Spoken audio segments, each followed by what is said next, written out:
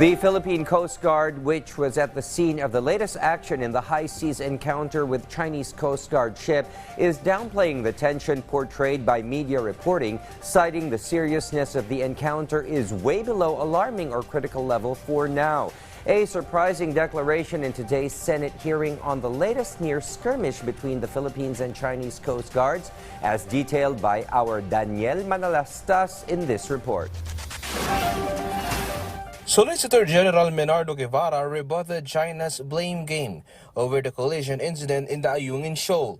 That's from their point of view, no? We cannot stop them from thinking that way. But we Filipinos, we all know who's doing the provocation. The EEZ belongs to us. That's we have sovereignty or sovereign rights and jurisdiction over the EEZ. Yung nangyari within our EEZ, where we have jurisdiction. In light of the collision incident, the Philippine Coast Guard believes the proposed establishment of maritime zones will be beneficial. With respect with the incident that happened in Ayungin Shoal, which falls within the exclusive economic zone of our country, I think the passage of a maritime zone would clearly strengthen our defined zones in our maritime jurisdiction, sir. They clarified that the tension in the West Philippine Sea is not increasing. I think it's wrong to say that the tension in the West Philippine Sea is increasing.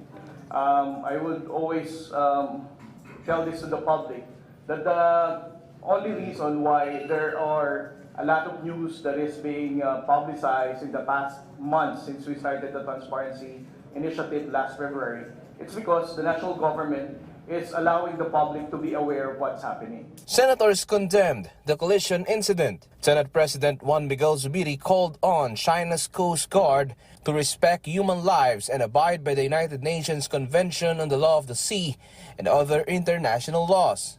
Senator Francis Tolentino, meanwhile, believes that China is particularly liable in the incident. Sinasadya na yun.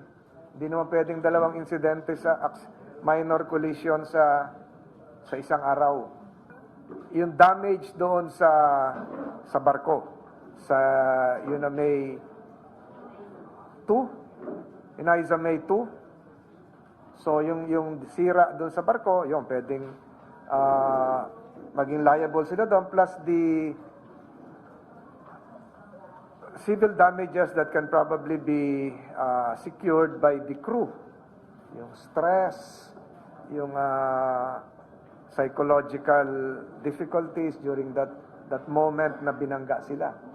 So, yun siguro. They can file a case. Senator J.V. Ejercito called out the reckless maneuvers executed by the CCG, which resulted in a collision with a vessel of the Philippine Armed Forces, saying that these acts were not only provocative, but also a blatant act of bullying. Daniel Manalastas for The Nation.